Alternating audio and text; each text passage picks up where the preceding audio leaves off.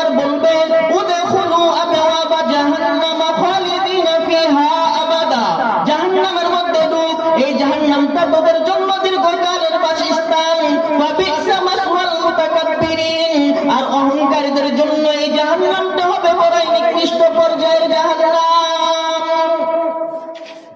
আল্লাহ রাব্বুল আলামিন হাদিসে কুরসির মধ্যে জানিয়ে দেন, আল কিবরিয়া উরিদাই ওয়াল আজমাতু ইজারি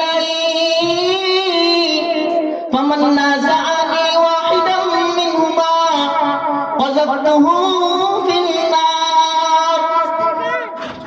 আল্লাহ রাব্বুল আলামিন ডাক দিয়ে কয়, নবী আমার, আপনি আপনার উম্মতদেরকে জানিয়ে দেন, যে বান্দা বান্দীগুলো অহংকার করে, ওই বান্দা বান্দীগুলো যেন আমি আল্লাহ পাকের চাদর নিয়ে টানাটানি করে, ওই বান্দা বান্দীগুলো যেন আমি আল্লাহ পাকের কাপড় নিয়ে টানাটানি করে।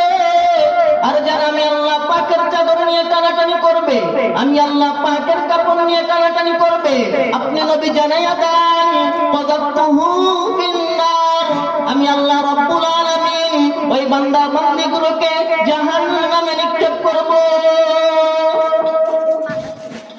কবি বলেন, নশায়ত বনি আদম খাকে জাত, নশায়ত বনি আদম খাকে জাত, কে সরদর কুনব কিবির তন্দিও বাত, করা বচনা তন্দিও সরকশি,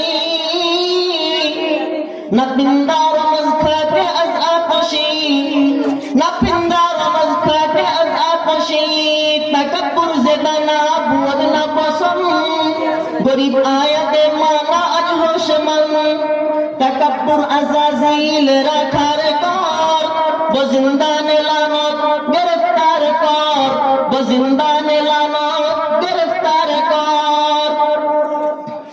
কবি ডাক দিয়া কয়, মাটির তৈরি আদম সন্তানের উচিত নয় অহংকার করা। কয় কারণ কি? মাটির কাজ হচ্ছে ধৈর্য ধারণ করা। দেখেন না মাটির মধ্যে কত বড় বড় বিল্ডিং বানানো হয়, মাটি কিছু বলে না। মাটির মধ্যে কত বড় বড় বিল্ডিং বানানো হয়, মাটি কিছু বলে না।